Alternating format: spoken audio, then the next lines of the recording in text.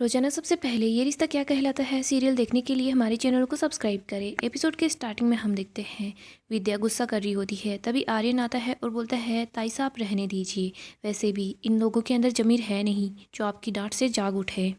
तभी इधर दादी सा बोलती है जमाई सा ये आपने क्या कर दिया। दादी सा बोलती है जमाई सा आप सीधे सीधे अरमान से फ़ॉर्म मांग लेते, आपको तो पता है वो हंसते हुए आपके सब कुछ नाम कर देता, लेकिन अब देखिए वो अपने आंखों के आंसुओं को रोक रहा है। पहले से जख्मी हुए हमारे बच्चे को एक बार फिर से बिना किसी बात के जख्म देने की क्या ही ज़रूरत थी। आपने जब पहली बार हमें धोखा दिया था तो मुझे बहुत ज़्यादा गुस्सा आया था, लेकिन इस बार सिर्फ मन में सवाल है, क्या आपको और क्रिश को इस घर में प्यार नहीं मिलता? आप दोनों ने ऐसा क्यों किया? बोलिए, जवाब दीजिए। दादी सा गुस्सा करती है और बोलती है बोलिए ना, क्या ही मजबूरी थी कि एक बार फिर से आप लोगों ने हमें धोखा दे दिया। माधव बोलता है मासा सियार की सिर्फ एक ही फितरत होती है, वो है चोरी करने की, धोखा करने की, लेकिन वो अपनी फितरत से कभी बाज नहीं आता। मासा आपने इनको अपना बेटा माना था ये सोचकर कि ये भी आपको माँ मानेंगे, लेकिन नहीं, इन्होंने कभी आपको माँ नहीं माना। लेकिन संजय के लिए तो आप, अरमान और सब लोग सिर्फ एक मौका है और कुछ नहीं। इधर काजल बोलती है थोड़ी तारीफ तो क्रिश की भी बनती है।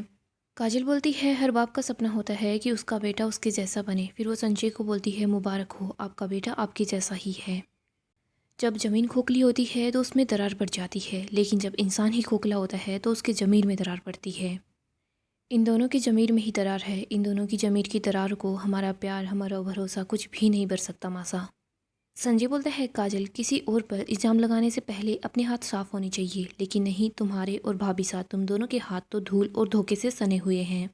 आज अचानक से भाभी सा की ममता जाग उठी है, लेकिन इन्होंने खुद 8 साल पहले अपने बेटे की गृह गृहस्थी के अंदर आग लगाती थी, और तुमने 8 साल तक इस बात को, इस गुनाह को राज रखकर पूरे परिवार को 8 साल तक धोखा दिया है काजल।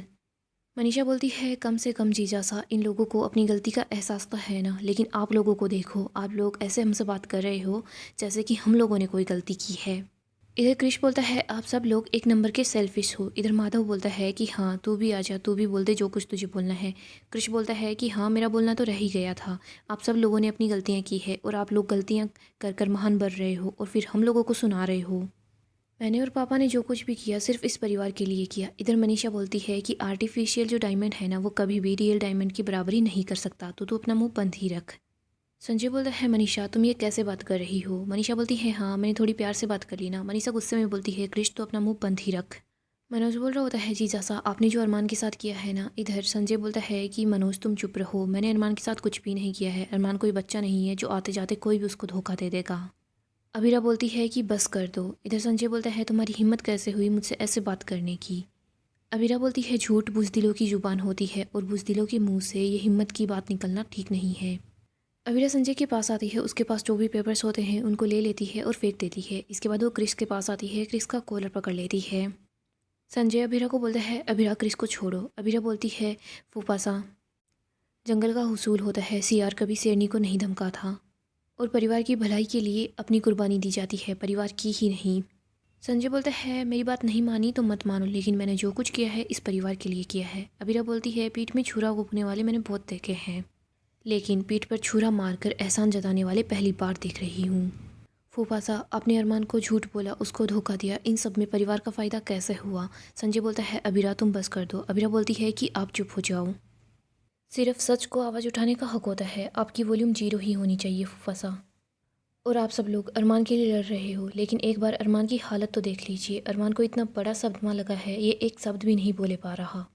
अबीरा क्रिश को बोलती है अब तुम्हारी बारी। इसके बाद वो क्रिश को धक्का मारती है और बोलती है किसी भी कागज़ पर आप 100 बार लिख दीजिए, लेकिन पोदार फॉर्म आज भी अरमान की ही है और सच यही है। आप लोग अरमान की फ़ोम को तमीज़ से चलाइएगा, वरना मुझसे बुरा कोई नहीं होगा। और रही बात आप दोनों की, तो आप दोनों कमर कस लीजिएगा, क्योंकि अगले कुछ दिनों में आपके साथ वो होने वाला है जो आपने कभी सोचा भी नहीं होगा। तभी यहाँ पर माहिरा आ जाती है, वो बोलती है ये सब कुछ क्या हो रहा है, लेकिन घर में से कोई कुछ नहीं बोलता। आगे हम अरमान को देखते हैं जो काफ़ी ज़्यादा अपसेट होता है। अरमान सोच रहा होता है बिना जॉब के मैं दो बच्चों का खर्चा, उनकी रहन सहन का खर्चा कैसे उठाऊँगा। अबीरा मेरे लिए लड़ी, उसने मुझे काउंसलिंग के लिए मनाया, लेकिन वो अकेले सब कुछ क्या क्या ही हैंडल करेगी। इधर हम देखते हैं माहिरा, अबीरा, मुक्ति ये बातें सुन रही होती है। अबीरा, माहिरा और मुक्ति दोनों को अरमान के पास भेजती है, दोनों आकर अरमान के पास बैठ जाती है। माहिरा बोलती है माई बिली मेरा दिल कर रहा है कि मैं बचपन रिविजिट करूं, प्लीज़ कोई स्टोरी सुनाओ ना। अरमान बोलता है मैं आज ये काम भी नहीं कर पाऊँगा, मैं किसी काम का नहीं हूँ। मुक्ति बोलती है बंदर तू यहीं पर बैठ जा, मैं आज तुम्हें और अंकल को स्टोरी सुनाऊंगी। वो बोलती है एक बार की बात है। तभी इधर माहिरा बोलती है एक उल्लू था और जिसका नाम था मुक्ति। माहिरा तो अरमान को हंसाने के लिए कर रही होती है बट अरमान कोई रिएक्ट नहीं करता। इधर माहिरा बोलती है कोई बात नहीं मुक्ति, तू ही स्टोरी सुना दे। मुक्ति अपनी स्टोरी स्टार्ट कर देती है। वो बोलती है एक बार की बात है, एक फैमिली थी, चिड़िया फैमिली। उसके अंदर माँ बाबा थे और 2 उनके बेबीज़ थे।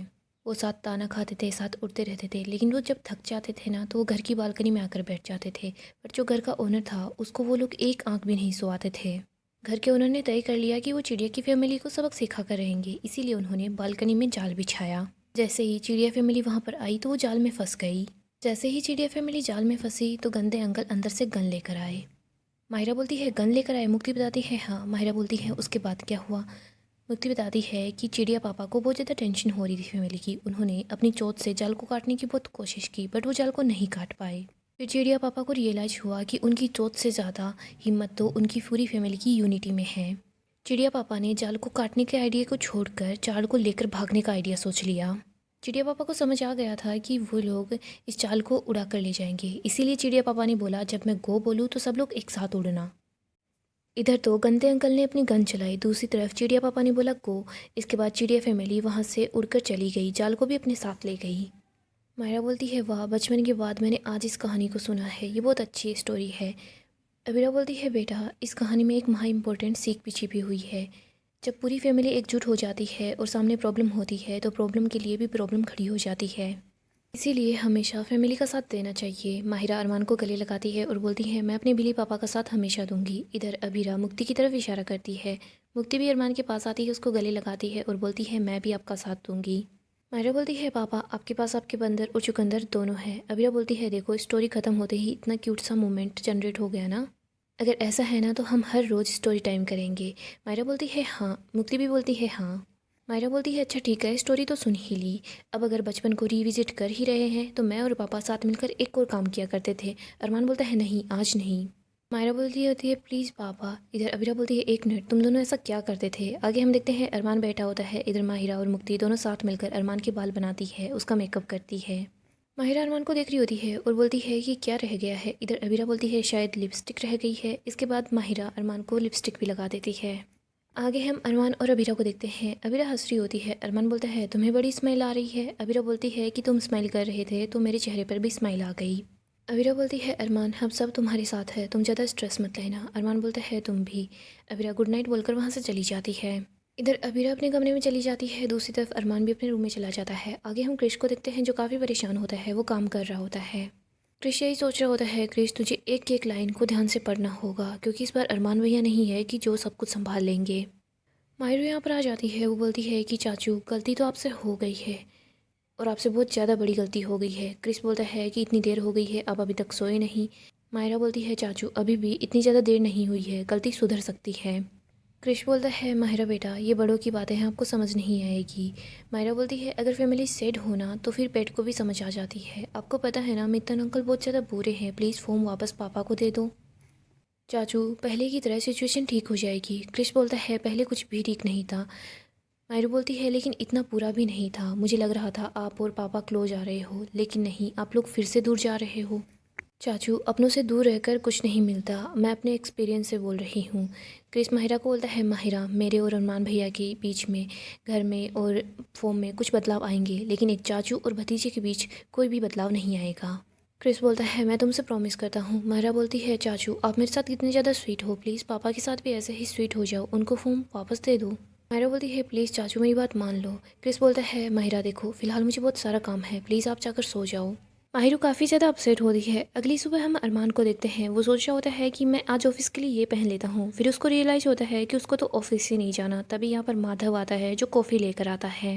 माधव बोलता है अरमान कॉफ़ी पी ले। अरमान बोलता है वैसे भी पापा मुझे पूरे दिन घर पर ही रहना है, मैं कॉफ़ी पीकर क्या ही करूँगा। माधव बोलता है बेटा एक दिन तो जाना ही है ना, और वैसे भी अपनी आदत को नहीं छोड़ना चाहिए और ना ही उम्मीद को छोड़ना चाहिए, तेरे बगैर फॉर्म का क्या होगा। है पापा फॉर्म को तो वैसे भी फूफा सा संभाल लेंगे, मुझे अपने करियर पर फोकस करना है। अरमान अपने कपड़े वापस रख रहा होता है। इधर माधव बोलता है क्या तुझे उन लोगों पर इतना भरोसा क्यों है, इतना सब कुछ होने के बाद भी तू यही बोल रहा है। अरमान बोलता है फूफा सा ने मुझे भले ही धोखा दिया होगा, लेकिन मुझे उन पर इतना यकीन है कि वो काम को लेकर काफ़ी ज़्यादा डेडिकेटेड हैं। उन्होंने बड़ी मुश्किल से हम लोगों को धोखा देकर फ़ोम को हड़पा है। अब वो फ़ोम को कोई नुकसान नहीं होने देंगे। मुझे फूफा साहब पर इतना भरोसा है कि वो आंख बंद करके ही फ़ोम को अच्छे से चला सकते हैं। फ़ोम को कोई नुकसान नहीं होने देंगे। माधव बोलता है ठीक है, तूने संजय के लिए तो ये बोल दिया, लेकिन क्रिस का क्या? तुझे क्रिस पर भी इतना भरोसा है क्या कि वो इस फ़ोम को संभाल लेगा? अरमान बोलता है नहीं। आगे हम मुक्ति को देखते हैं जो कि मैथ प्रॉब्लम सॉल्व कर रही होती है। वो सोच रही होती है मुक्ति तू क्या कर रही है? माँ ने कितनी मुश्किल से तेरा एडमिशन करवाया है, तूने कितनी मुश्किल से स्कॉलरशिप हासिल की है, अभी तो एग्ज़ाम भी सर पर है, तुझे ये मैथ प्रॉब्लम सॉल्व करनी ही होगी। मुक्ति की हालत ख़राब हो रही होती है। मुक्ति को चक्कर से आ रहे होते हैं। इधर हम मायरा को देखते हैं जो अपने रूम में कुछ ढूंढ रही होती है। वो सोच रही होती है मैं चाची से जाकर पूछूं, लेकिन नहीं, सुबह सुबह उनको परेशान नहीं करना चाहिए। फिर वो सोच रही होती है पापा के पास चलना चाहिए, पापा तो पहले से मंगा कर रखते हैं। फिर वो सोचती है पापा खुद इतने टेंशन में है, इसी वजह से पापा ने मुझे नहीं दिए होंगे। इधर हम मुक्ति को देखते हैं जिसके हाथ से नोटबुक गिर जाती है। उसको सांस नहीं आ रही होती, तभी उसके पास अरमान आता है। अरमान मुक्ति को टेबलेट देता है और बोलता है कि तुम्हें कुछ नहीं होगा, मैं हूं ना तुम्हारे साथ। इधर हम मायरा को देखते हैं जो रो रही होती है। वो बोलती है कि मैं इतनी ज़्यादा केयरलेस कैसे हो सकती हूँ। तभी यहाँ पर अबीरा आती है। अबीरा बोलती है माहिरू आपको यही चाहिए था ना। माहिरू अबीरा को देखकर खुश हो जाती है। वो अपनी मम्मा को गले लगा लेती है। इधर हम मुक्ति को देखते हैं। अरमान बोलता है मैं अभी अबीरा को बुला कर लेकर आता हूँ। अरमान वहाँ से जाने लगता है, तभी मुक्ति अरमान का हाथ पकड़ लेती है और बोलती है नहीं। अरमान बोलता है लेकिन क्यों? मुक्ति बोलती है अगर माँ यहाँ पर आएगी ना तो माँ डिसअपॉइंट हो जाएगी। उनको लगेगा कि उन्होंने कितने अच्छे स्कूल के अंदर मेरा एडमिशन करवाया है और यहाँ पर मैं एक मैथ प्रॉब्लम को भी सॉल्व नहीं कर पा रही। अंकल मैं बहुत बुरी बेटी हूँ ना। अरमान बोलता है तुम कैसी बातें कर रही हो। इधर हम अबीरा को देखते हैं। अबीरा देखती है कि माहिरा रो रही है। अबीरा बोलती है माहिरा बेटा आपको इतना ज़्यादा दर्द हो रहा है? मायरा बोलती है नहीं मम्मा मुझे बहुत अच्छा लग रहा है। अब तक हमेशा पापा पेन किलर तैयार रखते थे, हॉट वाटर बैग भी तैयार रखते थे, पापा ही सब कुछ चीज़ों को ध्यान रखते थे, लेकिन मैं उनके साथ कंफर्टेबली आराम से बात नहीं कर पाती थी और ना ही दादी के साथ, चाची दादी के साथ किसी के भी साथ बात नहीं कर पाती थी। बट अब आप हो ना मेरे साथ, अब मुझे अच्छा लग रहा है। अबीरा माहिरा दोनों ही इमोशनल हो जाते हैं। गाइस डेली अपडेट के लिए आप हमारे चैनल को सब्सक्राइब करें, साथ ही साथ वीडियो को लाइक भी कर दें।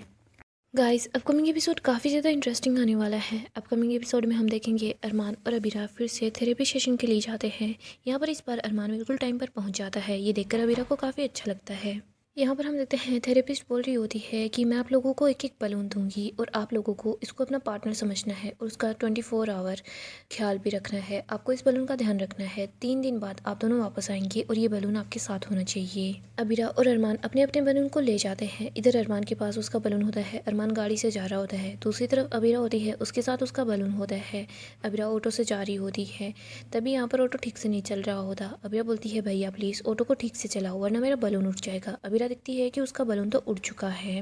अबीरा ऑटो रुकवाती है और बलून के पीछे पीछे दौड़ रही होती है। दूसरी तरफ हम अरमान को देखते हैं। अरमान की गाड़ी में आंख लग जाती है, तभी उसके हाथ से बलून भी छूट जाता है और बलून उड़ जाता है। अरमान भी अपने बलून को बचाने की कोशिश कर रहा होता है। इधर अबीरा अपने बलून को बचाने की कोशिश करती है। सो गाइस नेक्स्ट एपिसोड काफ़ी इंटरेस्टिंग होगा। अपडेट के लिए आप हमारे चैनल को सब्सक्राइब करें, साथ ही साथ वीडियो को लाइक भी कर दें।